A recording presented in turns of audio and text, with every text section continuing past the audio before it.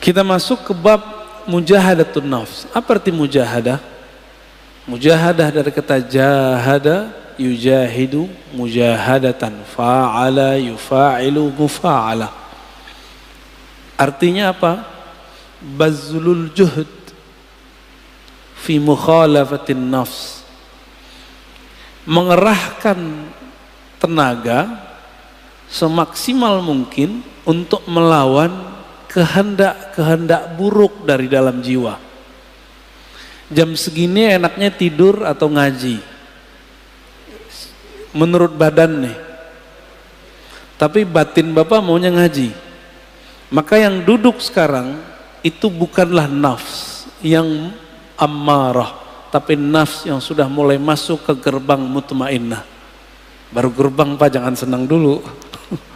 Ya, an-nafs ini jiwa kita, sebagaimana sudah masyhur disebutkan dalam Al-Quran, ada yang disebut innan nafsa, sesungguhnya jiwa, ada yang apa?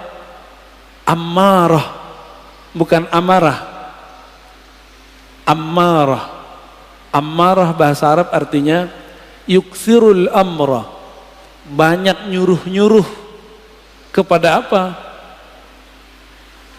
Bisu, dengan yang buruk-buruk. Jam 3 enaknya tahajud atau molor. Molor ya. Itu normal itu.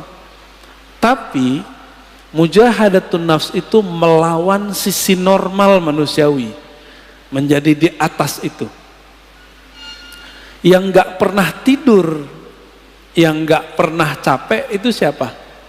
Malaikat. Malaikat itu gak pernah tidur. Maka di saat seseorang melawan rasa ngantuknya, dia sedang menghidupkan sisi malaikat dalam dirinya. Karena dalam diri kita ada karakter nuriyah, karakter malaikat. Kalau mau makan, antum mau makan nih. Normalnya orang kalau pagi-pagi jam 7, jam 8 lapar nggak? Terus antum shaim, puasa. Malaikat makan nggak? Itu namanya mukhalafatun nafs. Mencoba melawan kebiasaan diri, biasanya makan, dia nggak makan. Jiwa itu level pertama namanya ammarah bisu.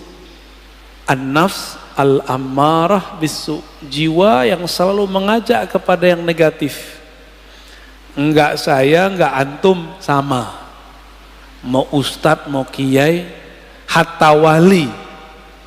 Apalagi cuma wali murid ya. Hatta wali Allah itu ada an-nafsnya al-ammarah bisu dalam dirinya. Bedanya dia bisa meredamnya. Jadi jangan dikira para wali itu selamat juga dari an-nafs al-ammarah. Dia ada dalam dirinya, namun Allah mengizinkan untuk meredamnya. Ciri-ciri an-nafs al-ammarah, ide-idenya untuk berbuat yang rendahan itu lebih banyak daripada yang tinggi, yang bernilai. Keinginannya untuk berbuat yang buruk lebih banyak daripada keinginannya melakukan kebaikan. Itu ammarah bisu. Bahkan ammarah bisu ini lawan dari nafsul mutmainnah. Dia menjadi agen-agen maksiat. Kalau ada dia, maksiat tambah seru. Itu ammarah bisu. Sebenarnya itu diri kita sendiri ya. Jadi jangan dilihatkan ke orang, itu kita sendiri. Kalau dia agak baik dikit, dia menjadi an-nafs al-lawwamah. Jiwa yang lawamah. Apa arti lawamah? Lama yalumu lauman, mencela. Lawamah yang banyak mencela dirinya, menyalahkan dirinya. Coba antum habis maksiat, Nyesel nggak? Abis nyesel nyalahin diri nggak? Atau nyalahin orang? Sama. Nyalahin diri, nyalahin orang berarti an-nafs al-lawwamah. Ada penyesalan lalu mengalamatkan penyesalan itu ke orang lain. Ini gara-gara dia nih, gitu ya. Atau ke diri sendiri. Kalau sudah bisa menyalahkan diri sendiri, berarti sudah lolos dari nafsul ammarah masuk ke nafsul lawwamah. Dari nafsul lawwamah sudah di ujungnya. Karena sudah bisa memandang bahwa diri kita lah yang bermasalah. Ciri-ciri nafsul lawwamahnya belum bisa disembuhkan. Kalau maksiat, kalau salah, selalu menyalahkan orang. Ini karena handphone nih, ini karena musik nih, musik yang disalahin. Kan baru muncul kemarin, ada artis mau hijrah, mau tobat, yang disalahin gitarnya yang disalahin. Dia yang maksiat, yang disalahin musiknya. Musik itu awal pembuka maksiat. Masya Allah. Saya nggak bela-bela musik juga, karena saya nggak bisa main musik. Tapi kalau dia menyalahkan musik, berarti dia belum menyalahkan dirinya sendiri. Yang disalahkan diri kita sendiri. Anda mau tanya sama antum, lebih berbahaya musik atau smartphone? Penyebab maksiat. Lebih banyak maksiat yang ada di smartphone yang antum pegang itu atau musik? Cuma karena dia kena musik, banyak lawan jenis yang suka sama dia, lalu dia tergoda. Yang dia salahkan musiknya. Ada kok orang main musik dia tergoda, malah nggak laku-laku juga ada. Jadi gagal karena belajar tazkiyatun nafsnya tidak benar. Belajar tazkiyatun nafsnya ala hawa nafsu yang baru. Jadi belajar tasawufnya tidak dengan cara ulama ahli tasawuf, tapi dengan cara ulama yang mengharamkan tasawuf. Akhirnya begitu jadinya. Ya, terjadilah yang antum tonton beberapa bulan ini. Rame nggak? Rame, ya. Berarti ada yang masalah dalam dirinya, ada masalah dalam gurunya. Karena tidak bisa mengarahkan. Jika engkau ingin menyalahkan orang, salahkan diri sendiri. Kita kalau maksiat nggak usah salahkan orang, kita yang masalah. Baik. Nafs berikut apa? Udah lawamah naik ke mulhamah. Fa'alhamaha fujuraha wa taqwaha. Setelah Allah menyempurnakan jiwa, maka Allah mengilhamkan kepada jiwa bahwa di dalam dirimu hai jiwa ada fujur dan takwa. Ini banyak yang salah terjemah ayat, dikira Allah lah yang membisikkan kepada jiwa keburukan dan kebaikan. Bukan, coba perhatikan ayatnya. Fa'alhamaha fujuraha. Lalu Allah mengilhamkan, memberitahukan kepada jiwa sifat buruknya ini loh, dan takwaha, sifat baik kamu ini. Bukan terjemahannya Allah lalu membisikkan supaya dia berbuat baik atau berbuat buruk, nggak begitu, ya. Ini ada fi di dalamnya. Fa'alhamaha fujuraha wa taqwaha. Ada satu riwayat yang masyhur di kitab-kitab, cuma sayang setelah diteliti Imam Suyuti, Imam Ibnu Jauzi, riwayatnya dhaif. Tapi maknanya sahih. Sesuai dengan ayat-ayat ini. Bahwa dahulu kala awal Allah menciptakan nafs jiwa. Ini riwayat didhaifkan. Emang dhaif, setelah saya teliti dhaif. Tapi riwayat ini saya masukkan ke Israiliyat. Kalau masuk ke Israiliyat kita boleh cerita. Ya. Tatkala Allah menciptakan nafs, lamma khalaqallahu nafs. Ketika Allah menciptakan jiwa, Maka Allah bertanya, man ana wa man anta. Aku siapa, kamu siapa? Apa kata jiwa? Anta anta, ana ana. Apa kata jiwa? Ente ente, ane ane. Jadi yang suka ngomong gua, saya, itu sifatnya nafs. Jujur, suka nggak ngomong saya, menurut gua? Seneng nggak? Seneng ya? Kok dia nggak menghargai saya? Gitu. Pernah ngalamin gitu nggak? Ya. Kok dia nggak menghargain aku? Nah, ada perasaan begitu dalam berinteraksi? Berarti nafsnya lagi on, Pak. Lagi on itu. Ditanya lagi, man anta? Waman ana, siapa kamu, siapa aku? Sama jawabannya, aku, engkau. Makanya sifat egois itu sifatnya nafs, bawaan nafs.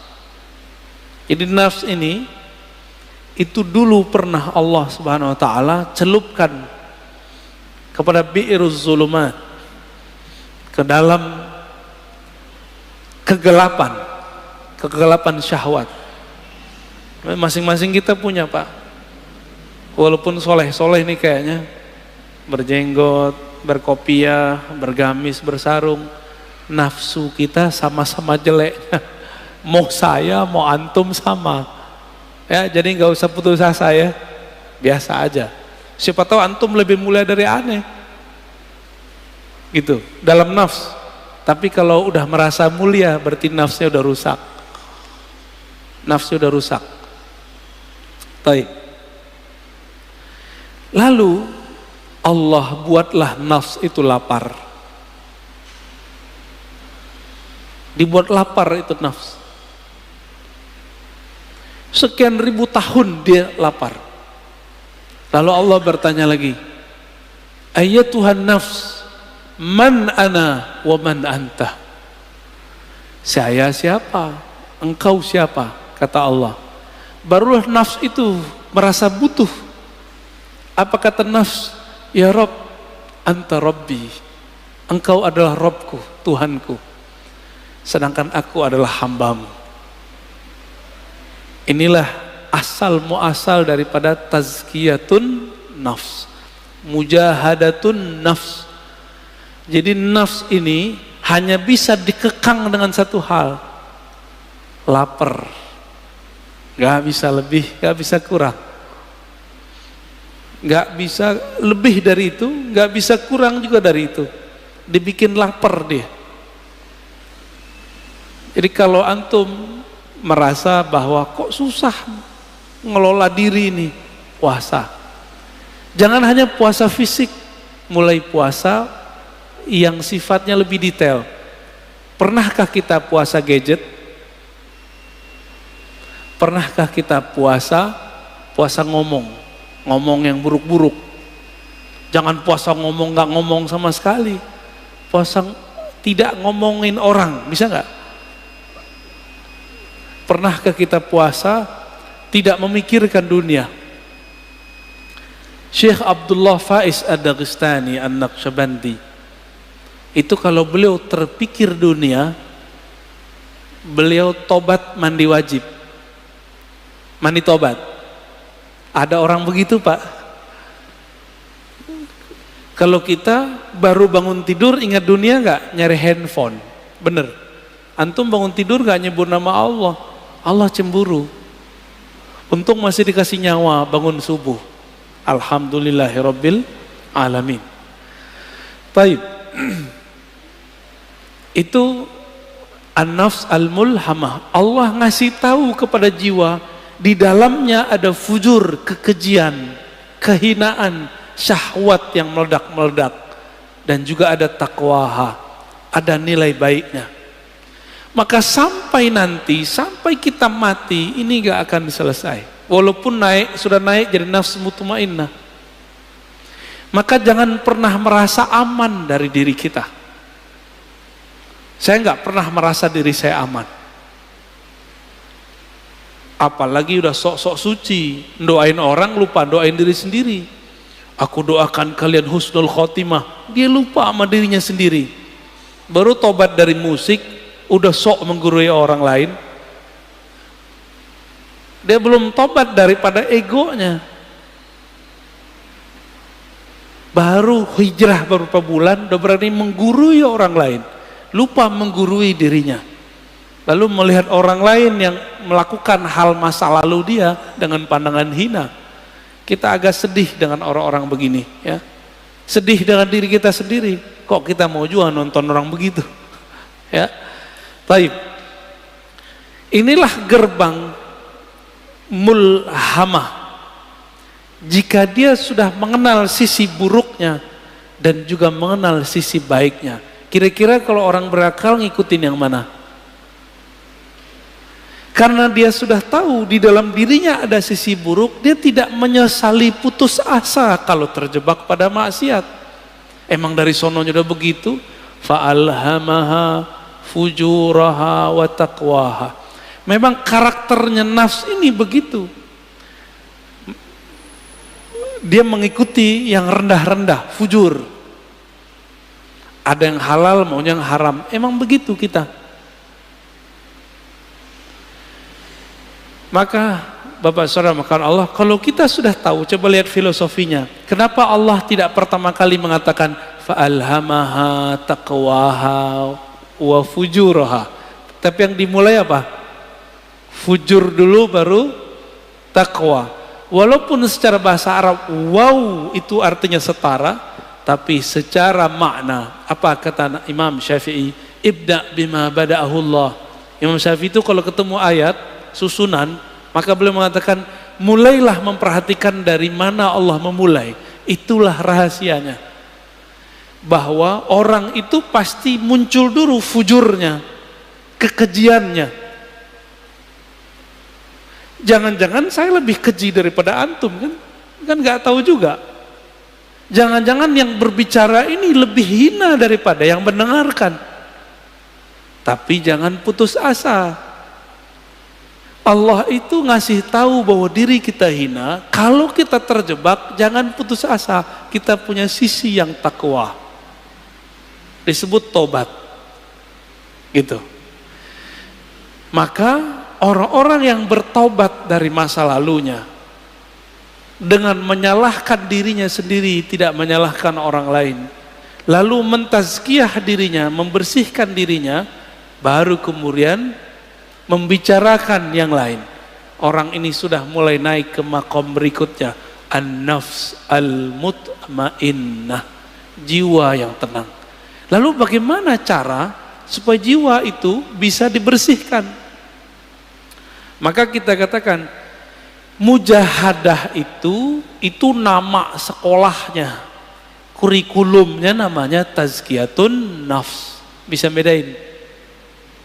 Tasawuf itu nama kampungnya. Jadi tidak ada namanya tazkiyatun nafs kalau tidak bertasawuf. Nggak akan ada, Pak. Oh, ini sudah ada sebelum tasawuf. Iya, tapi itu spiritnya tasawuf.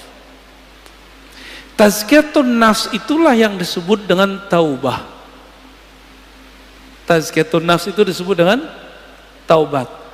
Dimulai dengan tazkiyah nafs itu dengan cara puasa, tobat, ya, tobat dari dosa.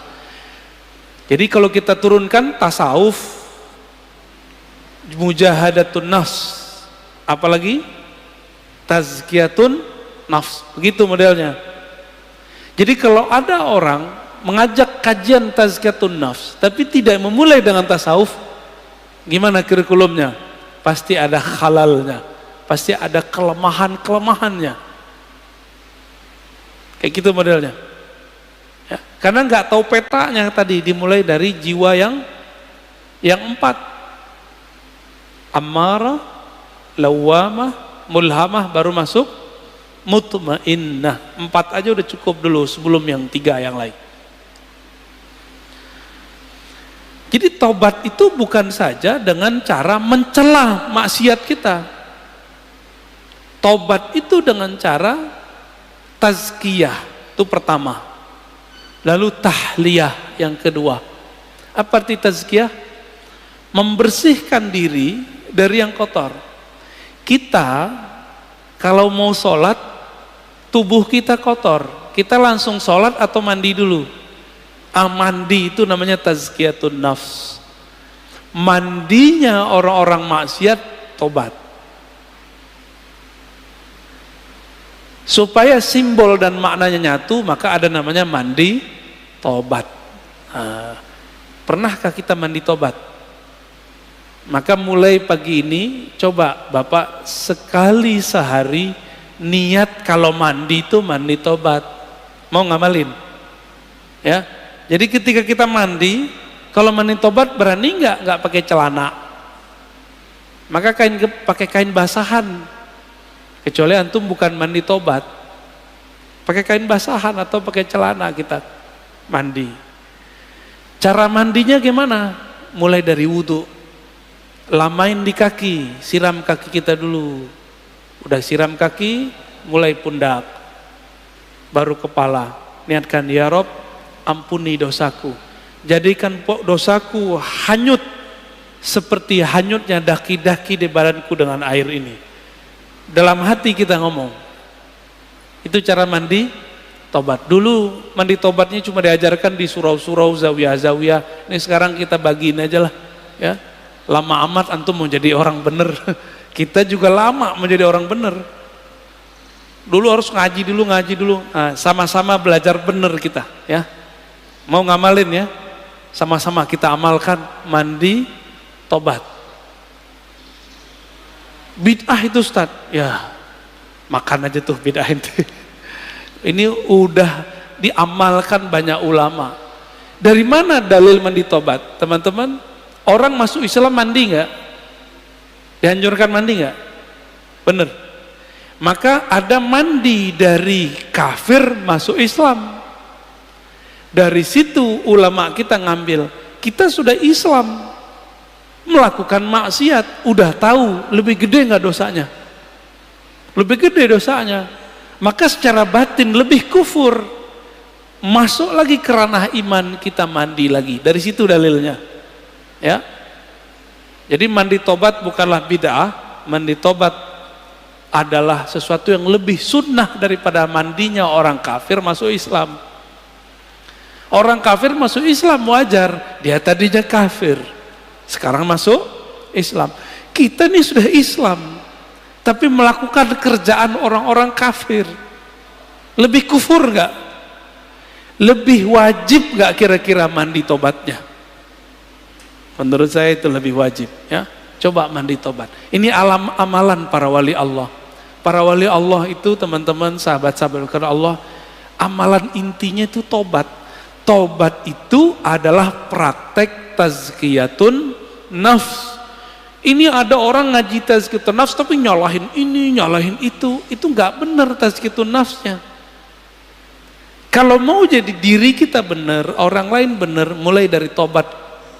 Tobat itu isinya apa? Muhasabatun nafs wa nadmuha. Menghitung-hitung kesalahan diri lalu menyesalinya. Maka Nabi berkata, an-nadamu taubah. Hadis sahih. Yang disebut tobat itu kamu menyesali. Bagaimana mungkin menyesalinya kalau tidak pernah menghitung kesalahan diri sendiri? Pernah nggak ngitung kesalahan kita? Yang ada kita ngitung kesalahan orang, kesalahan gitar, kesalahan musik lagi yang disalahin, orang teman lagi yang disalahin.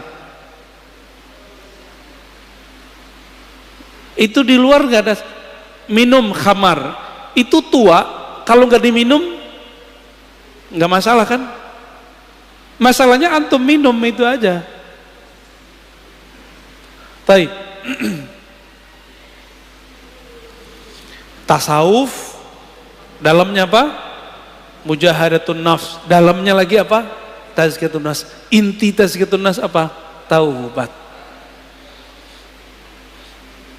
Ciri-ciri orang tobat, dia suka mencari kesalahan dirinya sendiri, bukan kesalahan orang lain, apalagi kesalahan kelompok lain. Paham? Apalagi kesalahan thariqat lain, manhaj lain.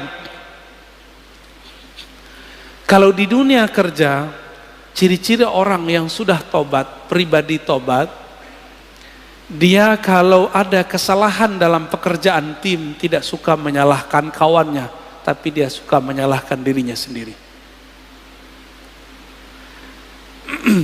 Makanya kemudian prinsip-prinsip agama ini sudah menjadi sistem dalam perusahaan-perusahaan. Ada namanya report, benar. Report, laporan. Laporan harian, laporan mingguan, laporan bulanan, laporan tahunan, benar. Itu namanya muhasabah. Jika orang-orang sekarang bekerja untuk dunia pakai prinsip tobat, kenapa untuk akhirat tidak menggunakan prinsip tobat? Jika ada perusahaan tidak menggunakan sistem report, kira-kira dia punya kemajuan enggak masa depan? Enggak ketahuan dia maju. Dia ngerasa maju tapi enggak maju-maju. Samalah kira-kira begitu. Jika seorang jiwa, suatu kelompok sibuknya dengan kesalahan orang, tidak sibuk dengan kesalahan diri sendiri, spiritualnya enggak naik-naik. Ya, jumlah orangnya bisa tambah banyak, tapi jiwa mereka tidak berkualitas. Di dalam Al-Quran, Allah berfirman, "Wajahidu fillahi haqqa jihadih." Dan berjihadlah, bermujahadalah, ya. Mujahidu artinya bermujahadahlah. Fillah. Jadi ada dua, jihad itu fi sabilillah, sedangkan mujahadah fillah. Bisa bedain? Jihad di jalan Allah. Kita sedang memperjuangkan agama Allah, itu jihad fi sabilillah. Tapi kalau kita sedang melawan diri sendiri, itu namanya jihad fillah. Jihad mengalahkan diri, memenangkan Allah, itu namanya surat, ya. Surat Al-Hajj ayat 78. Ini dalilnya kita. Kalau orang bertanya dalil, apa dalil mujahadatun nafs? Ini dia.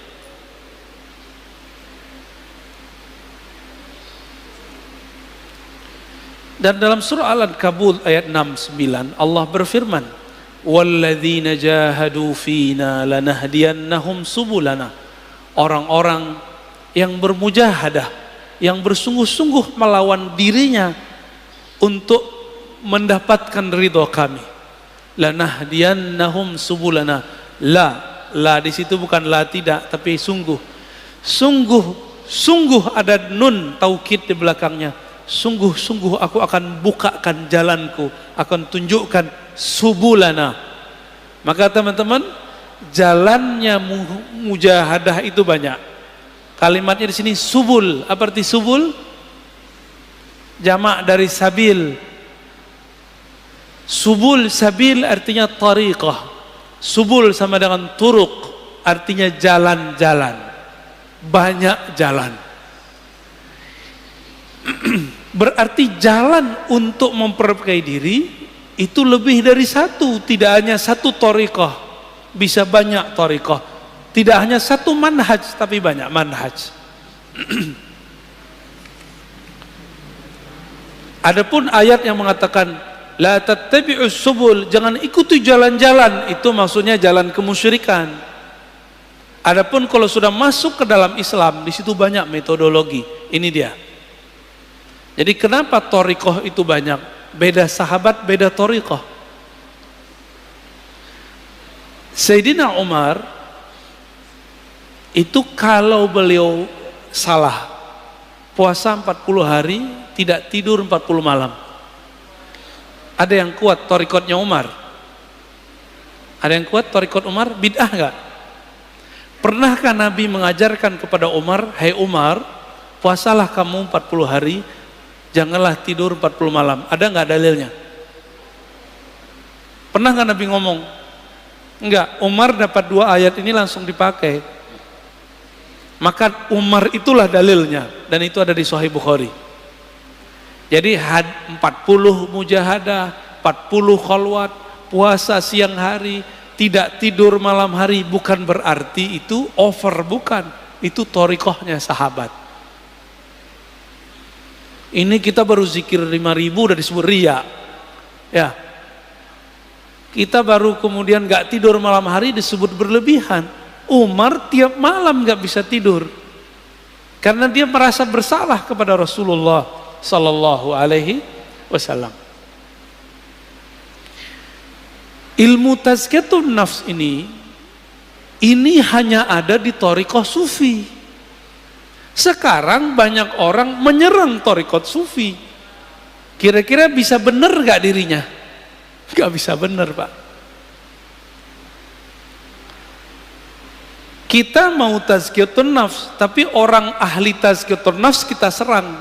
Bisa benar gak kita? Gak bisa benar. Ya. Tasawuf itu ada menyimpang. Kan kita udah jelaskan dari awal. Tidak hanya di kalangan sufi, di kalangan ahli fikih aja ada penyimpangan, di kalangan ahli hadis aja ada penyimpangan. Apalagi di kalangan sufi. Lalu gimana supaya tidak menyimpang? Maka ilmu itu mesti bersanad kepada ahlinya. Selesai masalah sebenarnya. Bolak-balik situ aja, Pak, ya. Ini perintah bukan? Wajahidu fillahi haqqa jihadih. Surat Al-Hajj 78. Bermujahadahlah kamu melawan dirimu untuk menemukan Allah dengan haqqa jihadih, dengan perjuangan yang sebenar-benarnya. Ini wajib bukan? Ini bukan sunat, Pak.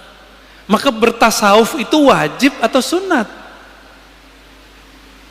Tidak ada tasawuf tanpa mujahadah, tidak ada mujahadah tanpa tazkiyatun nafs.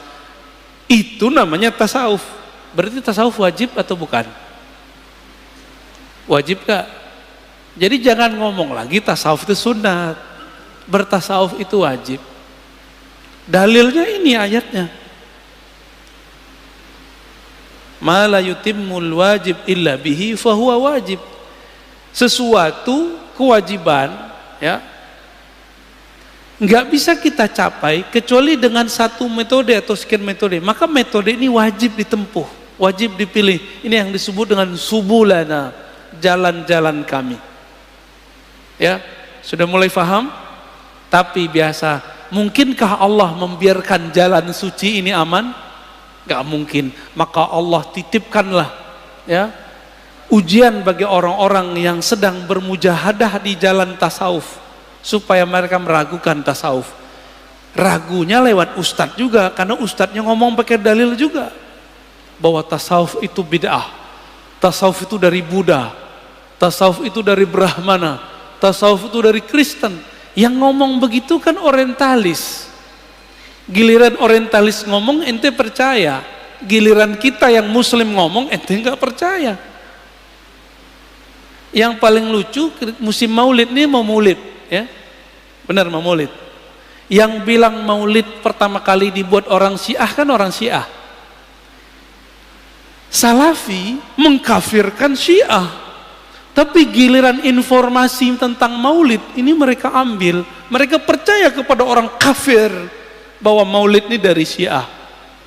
Padahal kita ahlus sunnah itu juga punya data sendiri bahwa maulid itu bukan dari Syiah, bukan dari Yesus. Ini yang paling lucu, selevel Syekh Saleh Fauzan, imam salafi sekarang di Saudi, itu menganggap maulid Nabi itu sama dengan memperingati kelahiran Yesus. Nyambung nggak? Ada nggak antum yang memahami maulid Rasul Sallallahu Alaihi Wasallam itu sama dengan kelahiran Tuhan? Ada nggak? Nggak ada kita yang begitu.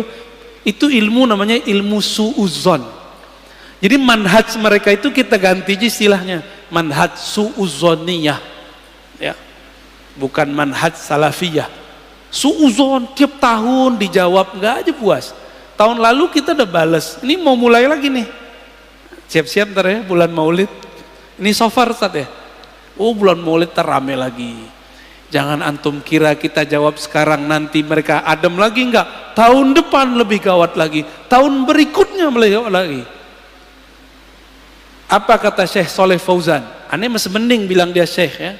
Mereka udah nggak bilang kita Ustadz, Buya, Kiai. nggak masalah. Kita nggak mau dianggap sama mereka, kita mau dinilai oleh Allah Subhanahu wa ta'ala. Apa kata dia? Ini tasyabbuh dengan orang-orang Masihi, orang Kristiani. Kalau tasyabbuh menyerupai orang Kristen itu dalam akidah kita kan kafir. Kafir dong pelaku maulid. Maka kalau baca ayat Qul ya ayyuhal kafirun, itu isinya orang-orang maulid ya. Nauzubillah min dzalik. Membawa ayat suka-suka. Dan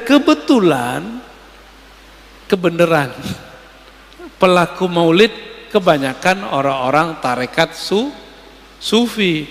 Orang Betawi itu dulu gurunya sufi, Pak. Makanya di kampung-kampung Betawi nggak ada namanya bulan sari bulan maulid sama Ramadan, dua aja.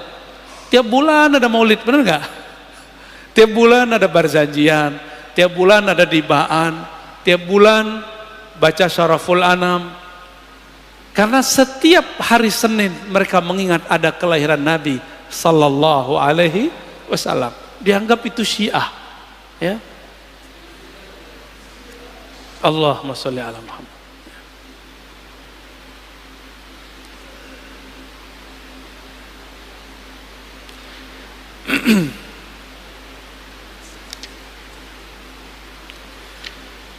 Tadi saya sudah hantarkan bahwa jiwa kita awalnya adalah an-nafs al-ammarah bisu, mengajak kepada keburukan.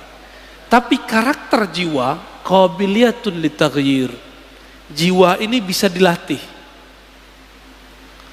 Allah tadi melatih jiwa pakai apa? Pakai puasa, benar. Maka coba antum latih jiwanya dengan puasa. Masalahnya orang kayak kita ini mau coba latih diri sendiri, sukses nggak? Antum mau coba-coba latihan sendiri, sukses nggak? Orang mau nulis aja harus ada gurunya. Hebat amat antum ketika mau melatih diri sendiri tapi tidak punya guru. Siapa kita? Ada yang lebih tinggi dari Imam Ghazali di sini. Imam Ghazali butuh guru nggak? Berguru dia kepada Abu Ali Al-Farmadi. Imam Nawawi berguru nggak? Berguru. Imam Subuki berguru ke Imam Athaillah Sakandari. Ibn Athaillah Sakandari pengarang hikam berguru kepada Imam Al-Mursi. Imam Al-Mursi orang alim panjang umurnya, sahibul mukasyafah, berguru kepada Abul Hasan Syazili. Abul Hasan Syazili berguru kepada Ibnu Mashis. Begitu mereka. Muhammad Bahauddin Syah Naqsyaban berguru kepada gurunya Mir Kulal. Mir Kulal berguru kepada Baba Samasi. Hatta Syekh Abdul Qadir Jilani berguru kepada Hamad Ad-Dabbas. Gak ada yang gak berguru. Antum aja yang sok-sok hebat gak berguru, ya. Hebat amat ente gak berguru. Buat torikot sendiri ya. Ya, buat manjat sendiri ya silakan. Man la syaikha lahu la yuflih abadan. Siapa yang tidak berguru tidak akan pernah sukses selamanya. Siapa yang belajar bahasa Inggris enggak berguru enggak akan sukses berbahasa Inggris. Siapa yang tidak berguru untuk bahasa langit, dia tidak akan bisa berbicara dengan bahasa langit. Itu bahasanya ya, horornya kira-kira begitu. Malaikat itu kan makhluk langit. Jika karakter mereka mau kita pinjam, maka ini bahasa-bahasa mereka kita harus pahami. Bahasanya bukan bahasa mulut. Ya. Maka wajib seseorang itu berguru bertarekat ketika mau tazkiyatun nafs. Nggak bisa pengajian kita begini Bapak. Ini cukup untuk keilmuannya. Setelah diilmui baru masuk kepada prakteknya.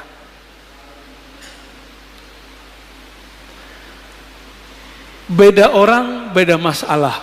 Ada sahabat Nabi datang mengatakan, "Ausini ya Rasulullah." Wahai Rasulullah, tolong ajarkan aku. Apa kata Nabi? La taghdab, jangan marah. Wahai Rasulullah, aku pengen yang lebih. Apa kata Nabi? Jangan marah. Sampai 3 kali. Falakal jannah, pasti masuk surga. Datang orang lain bertanya, wahai Rasulullah, apa amalan terbaik? Nabi menjawab, it'amut ta'am, kamu memberi makan. Datang orang yang lain, wahai Rasulullah, apa aman paling tinggi? Nabi mengatakan, al-imanu billah, percaya kepada Allah. Berarti beda orang, beda cara. Inilah dalil kenapa thariqah itu banyak. Faham? Ustadz, saya pusing, kenapa di sono ada Tijaniyah, di sono ada Idrisiyah, di sono ada Naqsyabandiyah, di sono ada Samaniyah, di sono ada Syadziliyah, di sana ada Qadiriyah. Kenapa? Memang dari nabinya sudah begitu. Antara Sayyidah Aisyah beda thariqah dengan Sayyidah Juwairiyah dan Safiyah. Sayyidah Aisyah thariqatnya thariqat ma'rifat, ngaji. Sayyidah Safiyah thariqatnya thariqat zikir. Makanya Sayyidah Safiyah dan Juwairiyah dia punya biji-biji 4.000 dan Nabi tidak pernah membid'ahkannya. Nabi cuma melihat orang ini istrinya sudah naik makom, maka ada zikir yang ngitung, ada zikir tanpa menghitung. Enggak seperti kelompok sebelah bilang ini menghitung bid'ah. Enggak ada di lafaz hadisnya bid'ah. Malah Nabi biarin itu ya. Sedangkan Sayyidah Aisyah thariqahnya ngaji. Maka Aisyah itu kalau di rumah debat mulu. Debat sama Nabi. Masa sih Rasulullah terturun lagi ayat. Jadi karena Aisyah tuh banyak ilmu turun. Jadi kadang-kadang Ustadz Kiai ini kalau punya istri cerewet dikit bersyukur. Nanti ilmunya keluar.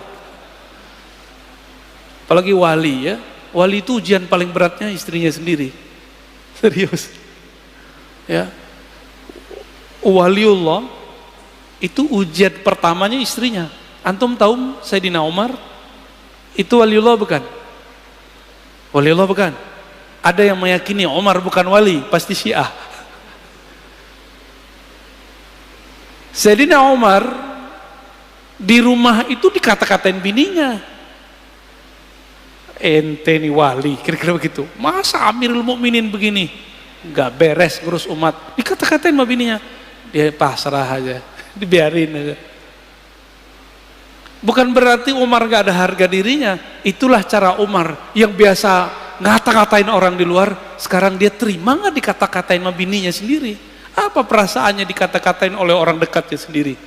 Umar berhasil melewati itu, pantas beliau jadi wali. Antum ini beda dikit paham sama bini udah tengkar, udah minta cerai. Udah langsung bilang, kamu ini menentang Allah dan Rasulnya. Yang ditentang ente, bukan Allah dan Rasul. Jangan bawa-bawa pemahaman kita satu level dengan Allah dan Rasul. Pemahaman kita ini bisa salah. Allah dan Rasul tidak pernah salah.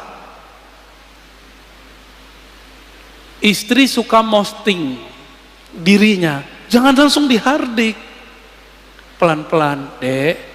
Setiap nikmat itu pasti ada yang iri. Kamu begini ntar ada yang iri, urusan dia. Ntar lama-lama pasti ada yang ngecengin tuh cewek ya, istri kita tuh, atau pasangan kita, atau adik kita, atau teman kita. Nanti dia sadar sendiri. Lama pelan-pelan aja. Kamu kalau tidak take down itu foto, video, saya jatuhkan talak 1. Gak begitu caranya. Gak begitu caranya. Allah aja pelan-pelan mendidik nafs. SP1 ya kan? Wahai nafs, wahai jiwa, aku siapa, engkau siapa?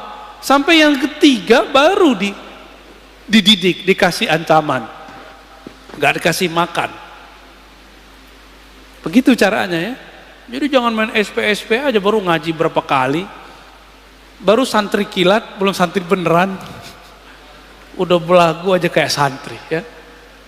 Antum belajar thariqatnya sih bagus, antumnya nggak bagus.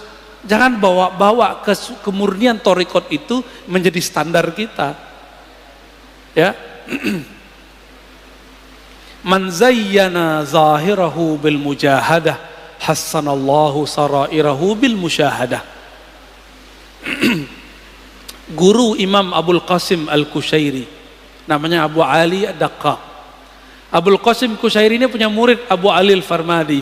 Abu Ali Al-Farmadi punya murid namanya Ghazali, dan Yusuf Al-Hamadani. Yusuf Al-Hamadani umurnya panjang, ilmunya sama dengan Ghazali.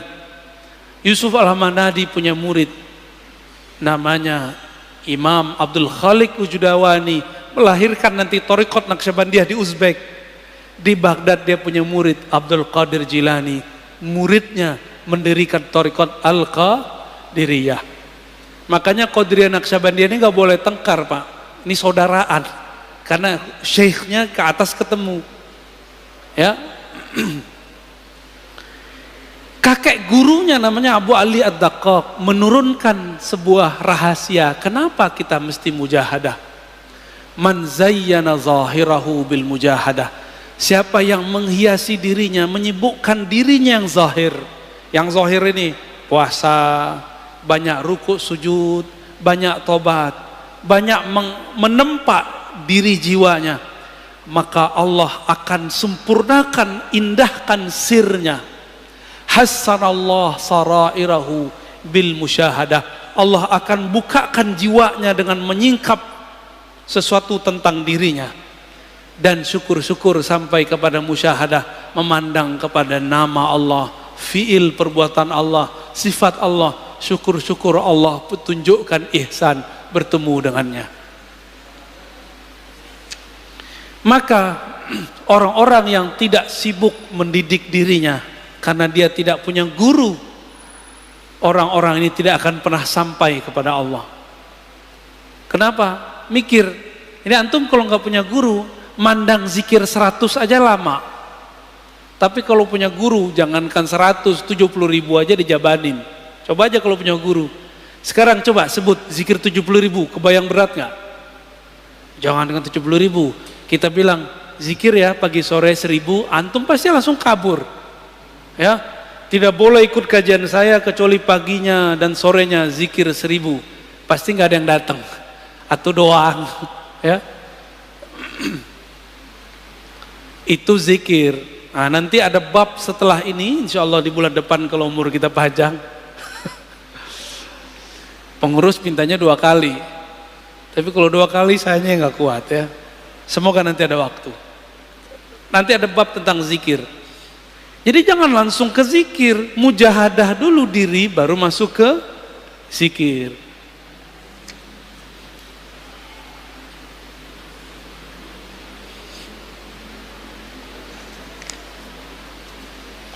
Semua ulama ahlullah sepakat jalan menujunya dimulai dengan mujahadatun nafs, melawan diri sendiri. Tadi udah paham di dalam mujahadah ada apa? Tazkiyatun nafs. Dalam tazkiyatun nafs ada apa? Taubat. Maka at-taubah bidayatut thariq ilallah. Taubat itu spirit dari tazkiyatun nafs, adalah awal dari membuka jalan menuju Allah.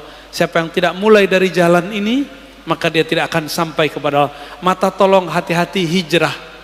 Hijrahlah fikrah dengan pemahaman yang benar. Hijrahlah mazhab dengan mazhab yang sahih. Hijrahlah thariqah. Dari thariqah nyalahin orang, sekarang nyalahin diri sendiri. Dari thariqah memandang aib orang, ke memandang aib diri sendiri. Disebutkan di kitab ini bagian terakhir yang mau kita katakan. Orang yang di dalam dirinya masih ada aib, pasti memandang orang lain dengan aib. Ini rumus. Man kana fi nafsihi aibun yara fi ghairihi aiban. Siapa yang melihat dirinya, yang tidak melihat dirinya punya aib, yang tidak sadar ada kesalahan dalam dirinya, pasti dia akan menyalahkan yang lain.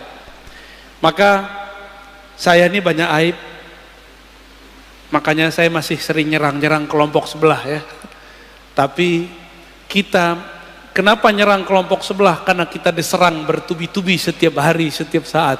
Maka ini wajib hukumnya, karena hukumnya difa'un nafs, memperjuangkan pemahaman kita yang kita terima dari masyayikh yang bersanad kepada Rasulullah. Insya Allah bukanlah aib. Menurut antum aneh ketika Rod mengkritisi kelompok sebelah yang mengkafir-kafirkan pelaku tawassul, yang membid'ahkan amalan kita, menurut antum itu sibuk dengan aib orang atau gimana? Enggak, saya tidak meniatkan itu.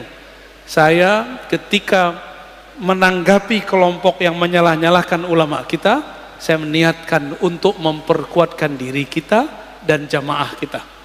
Ya, bukan mau cari-cari lawan. Mereka yang cari lawan. Kita dari dulu ibadah tenang-tenang aja kok ya. Maulid tenang-tenang aja, zikir tenang-tenang aja, tiba-tiba mereka datang nyalah-nyalahin. Sekarang kita ngomong membalas, mereka tuduh memfitnah. Benar nggak? Berarti yang playing victim siapa? Itulah sikap psikopat ya, manhaj psikopatiyah. Nauzubillah min dzalik. Nggak pernah mau salah ya, nggak pernah melihat diri ini bermasalah. Baik, cukup Ustaz. Dah. Dan teman-teman, di ujung kita katakan, tidak ada orang yang aman. Kenapa?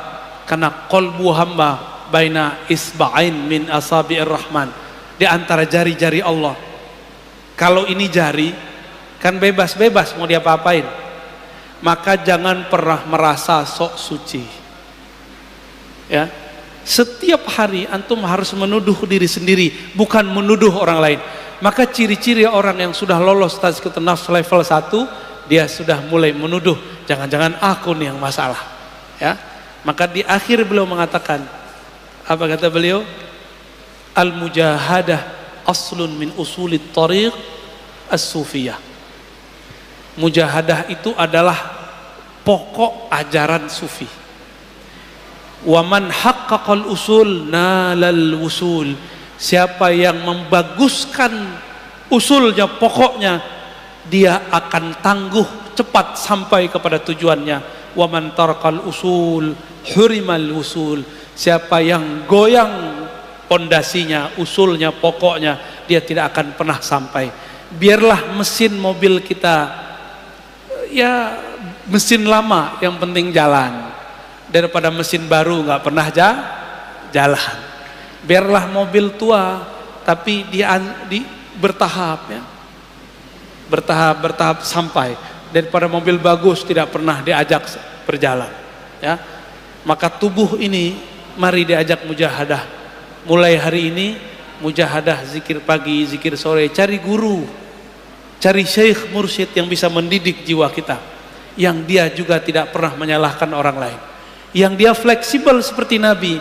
Jika orang ini datang diajarkan dengan zikir A, jika orang ini datang zikirnya A tapi jumlahnya tidak sebanyak B, jika orang ini datang kemudian beliau pun lebih fleksibel. Begitulah ciri-ciri al-mursyid kamil mukammil. Dia bisa memahami muridnya, bukan pengen dipahami muridnya. Wassallallahu ala Muhammad. Fadhal. Bismillahirrahmanirrahim. Alhamdulillahirrahmanirrahim. Terima kasih Buya atas materinya. Alhamdulillah. Mudah-mudahan dapat menambah wawasan keislaman kita di pagi hari ini dan bisa mengamalkan kita di kehidupan sehari-hari. Kita masuk ke sesi tanya jawab Buya. Ada yang bertanya, yang pertama, antara hawa nafsu itu duluan mana Buya yang diciptakan oleh Allah, dan perbedaan hawa dan nafsu itu apa Buya? Itu yang pertama. Yang kedua, apakah ayat Quran surah Al-Fajr yang potongannya ya ayyatuhan nafsul mutmainnah irji'i ila rabbika radiyatan mardiyah, apakah ayat ini termasuk salah satu doa Buya? Iya. Hawa itu artinya kecondongan. Hawa artinya kecondongan. Kecondongan negatif dari jiwa disebut hawa nafs.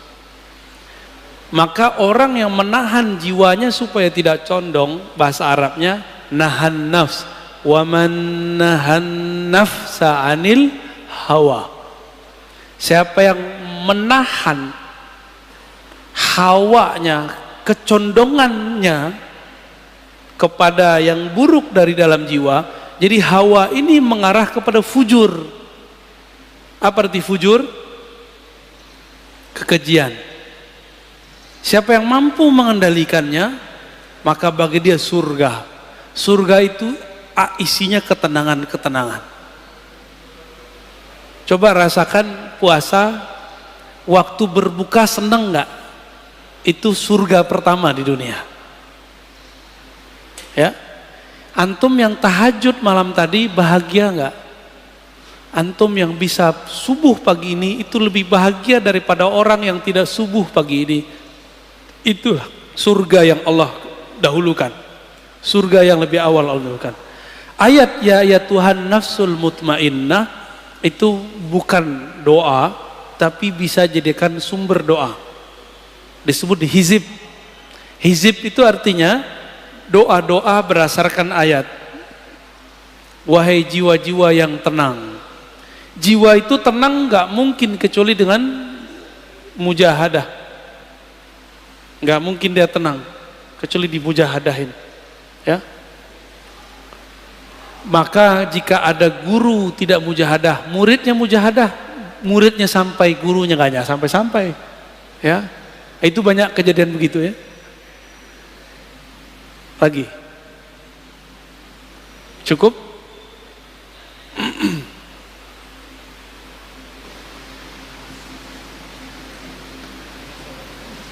Assalamualaikum warahmatullahi wabarakatuh. Assalamualaikum.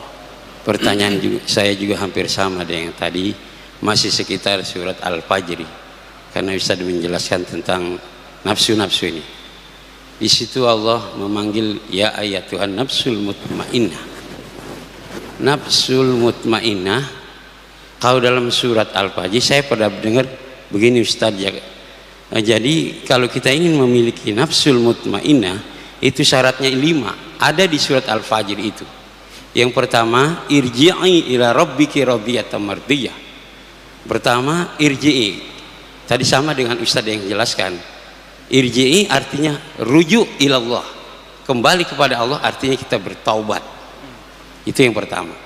Lalu yang kedua, rodiyatan mardiyah, ridho kepada Allah, kepada hukum-hukum Allah dan apa yang didatangkan oleh Allah dan Rasulnya. Terus yang selanjutnya, fadakhuli fi ibadi, masuklah kamu ke dalam golongan hamba-hambaku.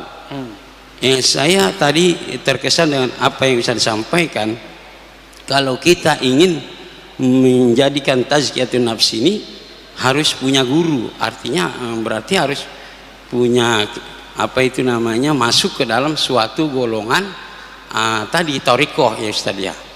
Tadi kalau Ustaz bilang kalau yang ngaji begini aja sama Ustaz itu belum cukup, Ustaz bilang begitu. Ya kan? Berarti kan saya atau kita semua harus punya guru atau punya kelompok toriko yang mengajarkan, membimbing kita sehingga kita menjadi tazkiyatun nafs dan zikir dan lain sebagainya. Iya. Barulah nanti yang terakhir wadkhuli jannati. Setelah itu masuklah ke dalam surgaku. Itu yang finishnya di situ, wadkhuli jannati. Ustaz, sekarang tadi kita kalau hanya ngaji begini-begini saja, kata Ustaz itu belum termasuk apa itu namanya usaha mujahadah ya Ustaz ya. Terus gimana kita ini udah berumah tangga, udah repot ya. Kalau kita umpamanya rutin berzikir, rutin masuk apa itu tadi ada gumi begitu, kayaknya terlalu apa ya Ustaz. Sedangkan agama tidak memberatkan ya. Itu. Terus pertanyaan saya yang kedua, saya lihat sekarang ini anak-anak muda Ustaz, kalau ada Habib itu mereka semangat sekali. Mereka semana aja dia paranin. Dia datangin Ustaz, yang ngikutin itu acara-acara Habib itu. Apakah itu sudah termasuk dia masuk torika itu Ustaz? Dengan zikir-zikirnya dan lain sebagainya. Tapi pada kenyataan anak muda ini saya perhatikan Ustaz, kalau itu semangatnya luar biasa dan banyak sekali jamaahnya, tapi giliran waktu subuh itu orang-orang tua jamaahnya banyakan, anak muda kemana? Padahal dia ngikutin Habib-Habib, bahkan semangat banget, perempuannya kayak lelakinya kayak itu banyak sekali jamaah. Tapi ketika prakteknya itu kemana Ustaz? Baik. Ini itu ya pertanyaan. Ya, assalamualaikum warahmatullahi wabarakatuh. Assalamualaikum warahmatullahi. Itu mungkin versi guru Bapak ya. Kalau mau nafsu mutmainnah harus 5. Kalau versi guru saya 5 berikut itu dari nafs mutmainnah mau naik lagi. Yang dipanggil tuh nafs mutmainnah, bukan supaya jadi mutmainnah irji'i, bukan. Udah dipanggil, dia sudah mutmainnah dulu baru dipanggil. Yang dapat undangan kepada Allah itu jiwa yang tenang. Jadi bagaimana supaya jiwa tenang? Bil ju', dia mujahadah. Bil mujahadah, itu aja. Supaya qalbu tenang bizikrillah, dengan zikrullah. Maka 2. Supaya an-nafs ini tenang, mujahadah, qalbunya dizikirkan. Udah dapat tuh. Ini aslani min usulit tariq. Jadi mungkin beda guru kita Pak ya, nggak apa-apa kan? Ya. Karena kalau dia sudah tenang, terus dibilangin kamu supaya tenang kembali ke Allah, itu turun lagi, gitu. Sekarang dia sudah tenang, sudah nafs mutmainnah. Kalau sudah tenang, baru dipanggil kehadirat Allah. Dipanggil kehadirat Allah, disuruh gabung dengan hamba-hamba Allah. Jangan nafsi-nafsi, jangan sendiri-sendiri. Nggak ada orang usul kepada Allah sendiri. Ya, makanya setelah nafs mutmainnah adanya nafs radiyah. Habis itu ada nafs mardiyah, ada nafs kamilah. Jangan dibalik, ya itu kurang pas menurut saya ya.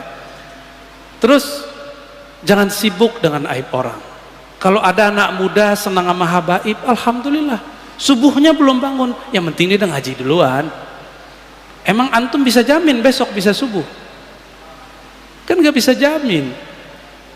Jadi kalau ada anak muda senang ngaji sama habaib, kita katakan alhamdulillah. Semoga besok ngaji sama habaib subuhnya masuk. Kita sibuk dengan aib kita sendiri. Kalau ada anak muda udah cinta habaib, itu udah bagus Pak. Dapat syafaat dari baginda Nabi SAW. Karena hadisnya jelas, ahibbu ahla baiti hubban li. Cintai, itu 2 hal yang masalah.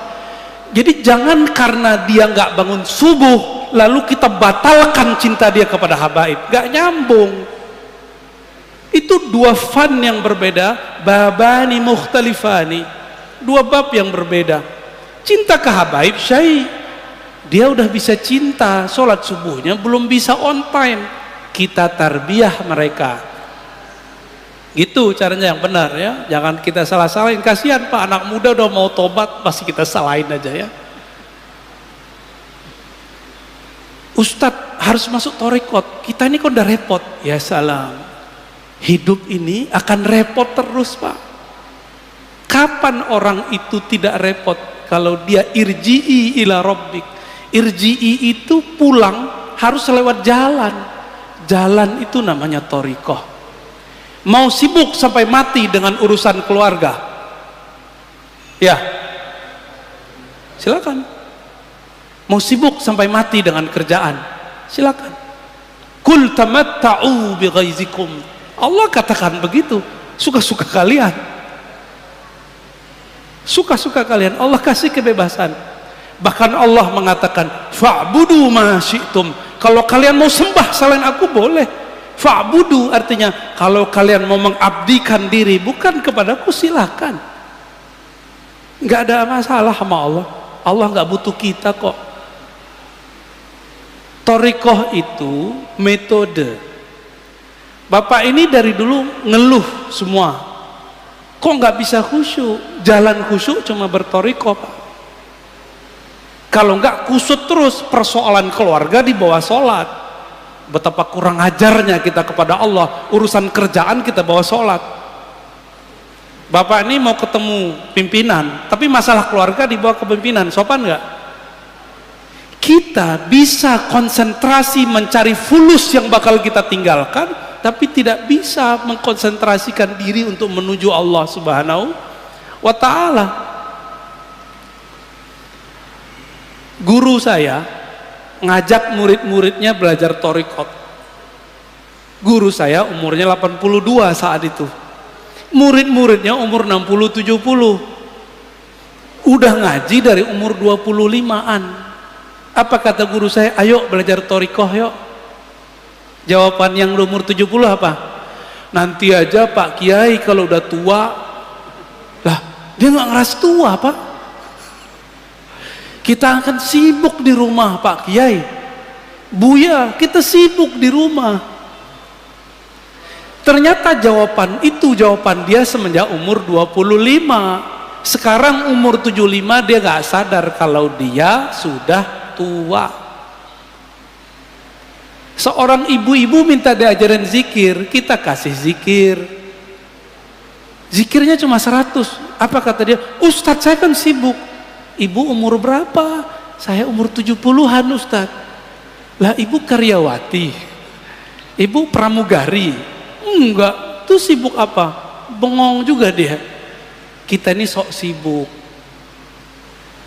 Yang kedua, antum mengira berthariqah itu meninggalkan dunia. Bukan.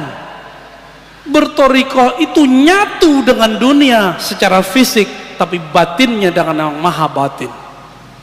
Alam ini zahirnya Allah, batin kita apakah sudah dengan batinnya Allah? Itu thariqah. Kesadaran bahwa kita sedang dengan yang maha zahir, batin kita dengan yang maha batin. Kesadaran itu namanya thariqah. Dan caranya nggak seperti yang antum bayangkan, harus puasa sekian hari. Itu mau jadi ahli kebatinan namanya. Jadi thariqah itu beda orang beda cara, nggak saklek. Oh, kalau sama Kiai Fulan puasa dulu sekian hari, mutih. Enggak. Mungkin kita beda guru kali ya. Guru aneh kalau ngajar thariqah itu sederhana sekali. Dilihat kita masih kecil, umur 13 tahun, diajarin zikir yang ringan-ringan. Kamu zikir ini anak, dia pagi sore. Tapi setiap kali saya zikir saya hilang Pak. Tar umur 15 mulai dikasih zikir yang mulai ada angkanya besar, dilatih. Di umur 18 tahun sudah kuat zikir 70.000 segala macam, bahkan umur-umur segitu. Antum sekarang udah umur 40-50 masih ngomong begitu. Apa kata Imam Junaid di kitab ini tadi saya lupa bacain? Wahai anak muda, ya ma'syaras syabab, latihlah jiwamu sebelum tua, latihlah badanmu sebelum merenta, karena nanti kalau badanmu sudah tua, sudah renta, kamu tidak sempat lagi mengikuti jalur-jalur ulama salafus saleh seperti saya ini.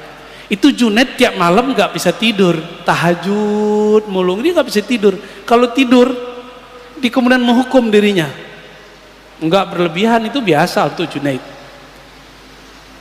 Sekarang saya kasihan, miris lihat anak muda hari ini, tua-tua juga sama, mau tidur pakai handphone, thariqat Samsungiyah, Oppowiyah, Applewiyah. Thariqat ini nih lebih hebat. Mau tidur pakai thariqat ini, bangun tidur yang pertama dicari itu lagi. Kenapa orang bisa tahan? Karena ada yang dilihat. Antum rajin-rajin mujahadah, nanti Allah bukakan kolbu, lebih asik dari ngelihat YouTube. Namanya mukasyafah, musyahadah, lebih asik dari baca kitab, lebih asik. Semoga sampai. Cukup ya? Ada lagi? Ya udah ya. Udah banyak minta pulang Pak. Ya fadal terakhir ya.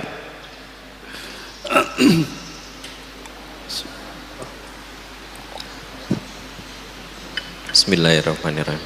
Assalamualaikum warahmatullahi wabarakatuh Buya. Assalamualaikum.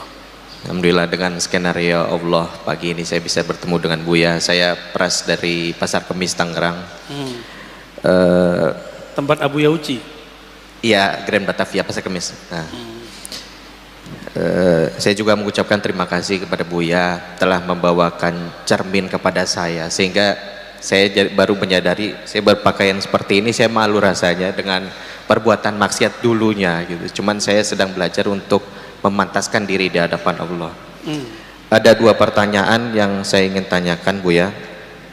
Yang pertama, bagaimana menempatkan nafsu dalam amaliyah diri? Yang kedua, adakah tips atau cara pada saat muhasabah kita tidak terjebak dalam perenungan dosa? Mungkin itu saja Buya yang ingin saya sampaikan. Assalamualaikum warahmatullahi wabarakatuh. Assalamualaikum warahmatullahi wabarakatuh. Nafsu itu jangan dikasih kendor, karena ayatnya waman nahan nafsa, siapa yang menahan jiwanya dari kecondongan fujurnya, jangan dikasih kendor.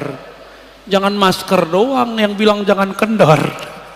Ini masker jangan kendor, giliran nafsu dibiarin. Nafs itu tidak hanya itu, nafs itu ada zahir ada batin. Zahirnya nafs makan, pengen terlihat lebih baik depan orang. Batinnya nafs pengen dihargai, pengen dianggap alim, pengen menggurui orang, tidak mau digurui. Ini hati-hati. Masih ingat iblis? Iblis itu nafsnya pengen minta dihargai, bahasa Arabnya istakbaro. Jadi istakbaro itu bahasa halusnya pengen dihargai. Bukan saya pengen dihargai, tapi emang harusnya begitu. Ini hati-hati. Orang-orang yang tersinggungan mulu hidupnya, hati-hati tuh. Jangan-jangan antum melihara kibr, salah satu karakternya nafs. Hati, biasanya pengurus masjid kena ujian begitu tuh. Pengurus masjid, guru-guru, syekh-syekh, kiai-kiai, pejabat-pejabat atau mantan pejabat. Dia mantan masih pengen dihargai seperti pejabat. Namanya post power syndrome, tahu? Ya. Dia dulu ngurus masjid, sekarang kan bukan. Itu di banyak masjid saya ketemu begitu Pak. Di banyak masjid, saya nggak tahu masjid sini ya. Dinamikanya mungkin 11-12 lah, bener ya, sama lah. Karena masjid ini tempat nyembah Allah. Setan nggak mau diem Pak, dia bikinlah pengurus tengkar sama pengurus. Antum yang tengkar kena udah. Kalau berbeda boleh, tengkar ya nggak boleh. Berselisih itu rahmat, yang nggak boleh itu takhasum, bermukhasamah. Mulai kemudian orang kalau udah mukhasamah tengkar, nyari kesalahan orang nggak? Ada beberapa masjid udah kayak partai politik Pak. Mau milih ketua itu udah pakai, waduh ya salam, udah ada tim sukses segala. Ada grup baru lagi. Ya salam. Semoga Masjid Nabawi seperti nur Nabi sallallahu alaihi wasallam, berselisih untuk maju, bukan berselisih untuk bertengkar. Amin. Nafs ini fiha lazzah, hawa nafsu itu ada lezatnya. Ini saya ngomong begini, itu ada nafsunya. Kalau saya menikmati ngata-ngatain orang, maka saya niatkan kalam saya ini ngata-ngatain diri saya sendiri. Pahit loh Pak ngatain diri sendiri itu. Enggak enak banget ngata-ngatain diri sendiri itu. Maunya dia mau ngata-ngatain orang mulu. Enggak mau muhasabah diri, maunya menghisap orang mulu. Itu karakter kita, itu karakter nafs itu. Berarti antum sudah bagus tuh pertanyaannya. Saya gitu ya, dengan pakaian begini merasa nggak pantas. Emang nggak pantas Pak. Cuma meskipun kita bukan orang soleh, kita mau meniru orang soleh walaupun hanya pakaiannya. Semoga dengan meniru pakaiannya nanti akhlaknya pun nempel ke tubuh kita.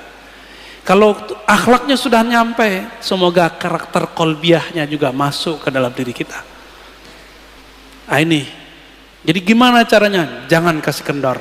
Kasih kendor, kasih sanksi. Allah itu memberi sanksi nggak kepada jiwa ketika dia tidak mau mengakui Allah sebagai Rabb? Dikasih sanksi, nggak dikasih makan.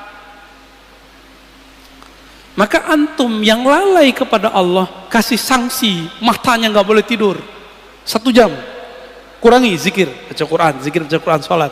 Harus disangsi diri kita ini. diberikan dia hukuman, disiplin. Masa orang ada disiplin kerja mencari dunia, tapi dia nggak disiplin kerja untuk akhirat. Orang yang tidak sukses di masa tuanya dunia karena dia masa mudanya tidak disiplin. Sepakat?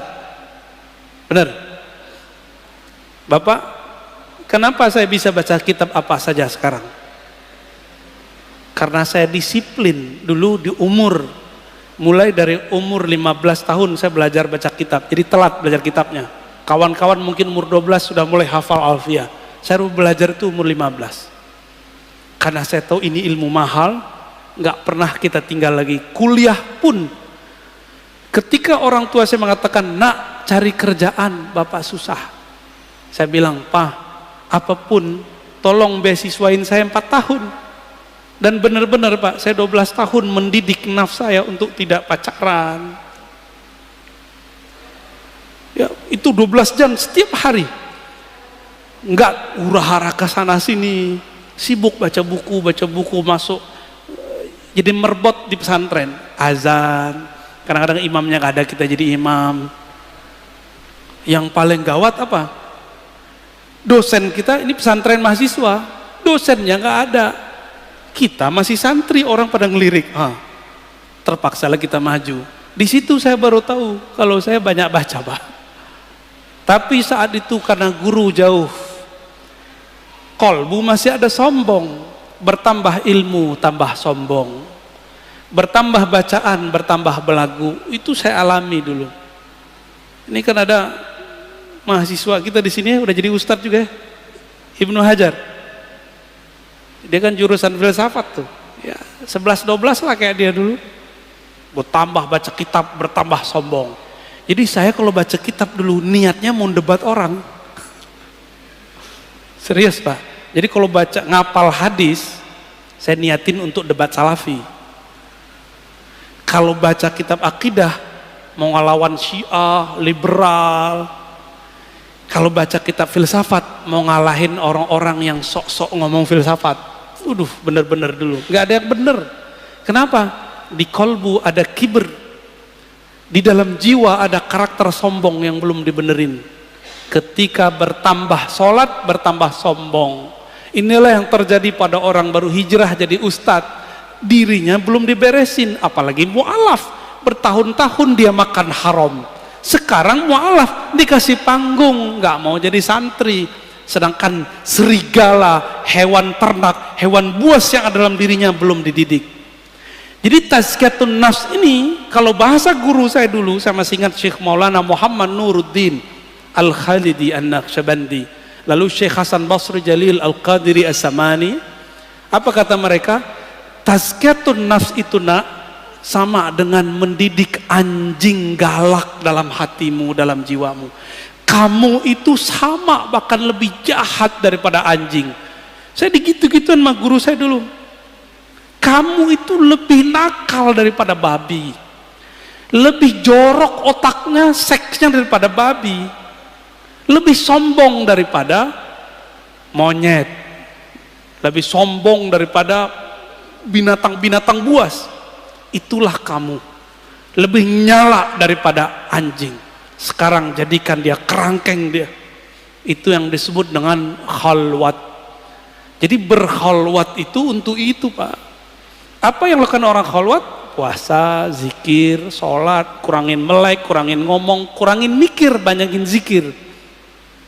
Tapi harus dengan ilmu, harus dengan syekh mursyid yang alim. Alim ilmu nafs. Kalau nggak terhalu, ngaku jadi Tuhan kayak Ahmad Musodek atau ngaku jadi Nabi ya. Ahmad Musodek jadi Nabi dia. Itu prestasi orang Betawi Pak. Ada Nabi dari orang Betawi satu ya. Lumayan, Nabi ke-26. Taib, terjawab ya. Tentang nafs. Udah. Apa yang kedua tadi?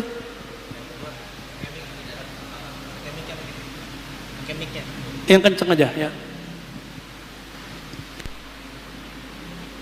Satu. Yang kedua itu Bu ya, bagaimana supaya pada saat kita bermuhasabah kita tidak terjebak dalam perenungan dosa. Muhasabah itu adalah cara kerja taubat. Muhasabah itu efeknya dua-duanya bagian dari taubat. Pertama, melupakan dosa, namanya move on. Set, antum jadi semangat. Tapi orang yang semangat lupa dengan dosanya bisa terjebak lagi, kan setan nggak mau diem, Pak. Nanti ada setan jadi orang soleh. Gimana ciri-cirinya? Yang sudah tobat ini dia belum matang, sudah berani untuk mengklaim dirinya tobat, lalu mengklaim orang pelaku maksiat seperti dia dulu, orang-orang yang kotor. Ini banyak nih anak-anak hijrah banyak kejebrak di sini karena tidak tahu seni muhasabah. Ketika kita muhasabah, dalam muhasabah pun ada setan. Itu ketika kita move on, apa yang kita rasakan? Kita menyalahkan masa lalu atau kita menyalahkan diri. Kita memandang hina orang yang melakukan masa lalu kita, pekerjaan masa lalu kita itu masih dikerjain oleh teman kita. Kita memandang hina dia atau kita sayang kepada dia. Kalau antum sayang kepada dia, mengasihi dia, berarti sukses tobatnya. Innallaha yuhibbut tawwabin. Terjemahannya apa? Allah cinta orang yang tobat. Itu terjemahan antum. Kalau terjemahan ilmu ma'rifatnya beda lagi. Allah cinta para pendosa yang sadar dari dosanya. Itu arti aslinya. Berarti orang maksiat bisa dicintai Allah, bisa.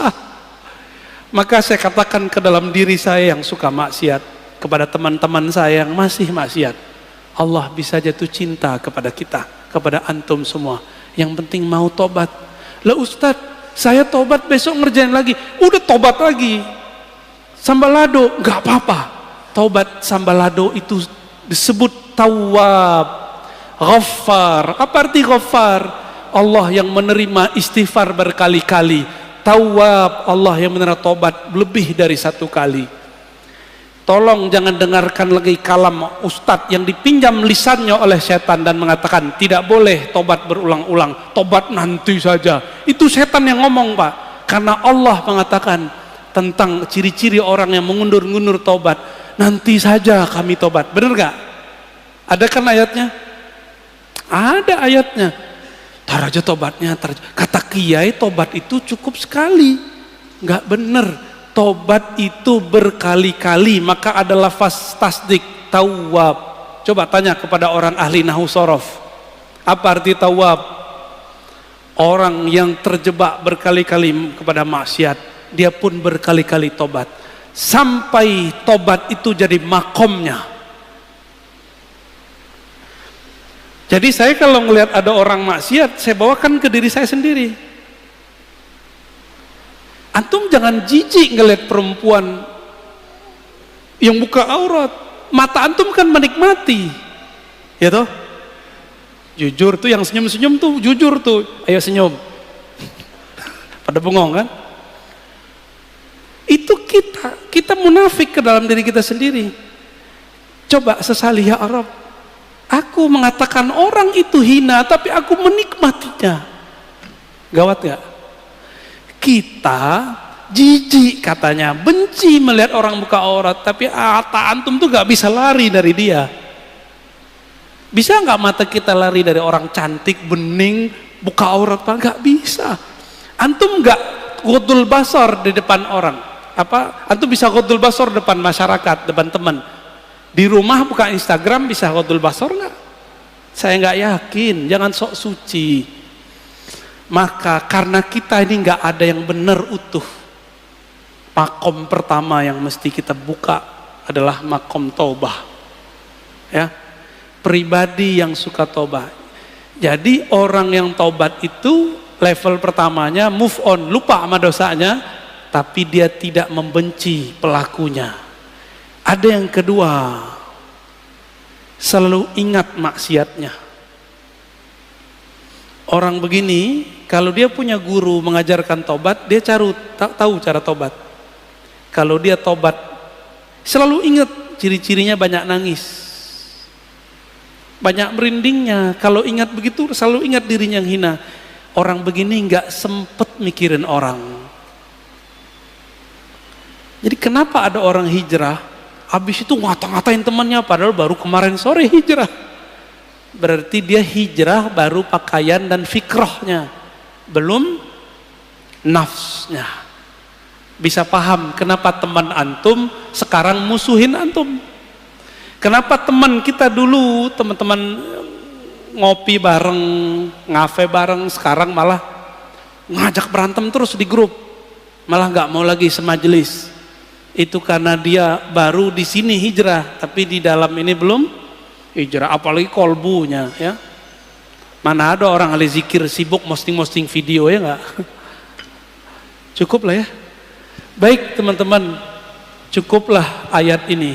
Waman jahada fina lanahdiyannahum subulana.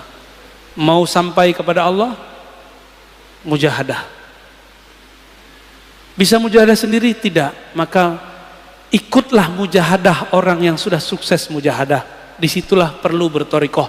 Maka torikoh perlu direvisi, diinovasi setiap masa, walaupun namanya sama. Torikohnya Naqsyabandiyah, tapi ada revisi di dalamnya. Zikirnya nggak perlu direvisi, tapi metode mujahadahnya direvisi. Qadiriyahnya direvisi. Jangan kaku bertorikot. Bukankah Syekh Abah Anom juga merevisi? Bukankah Syekh Ahmad Khatib Sambas juga merevisi? Dari 2 torikot digabung jadi 1. Bukankah Abul Hasan Syazili juga merevisi? Bukankah Imam Maulana Khalid An-Naqsyabandi juga merevisi 5 torikot? Bukankah Syaziliyah Darqawiyah juga merevisi? Semua mereka merevisi. Tapi kok nyampe sekarang torikot jadi kaku, orang-orangnya jadi saklek? Berarti ada yang tidak beres dalam keilmuan bertorikoh. Maka ambillah ilmu ini dari orang berilmu, jangan dari orang yang tidak berilmu. Wassallallahu ala Muhammad subhanakallahumma wa bihamdika asyhadu an la ilaha illa anta astaghfiruka wa atubu ilaik. Assalamualaikum warahmatullahi wabarakatuh. Masih ada waktu salat syuruk ya, silakan. Assalamualaikum warahmatullahi wabarakatuh. Semoga video ini bermanfaat untuk kita semua.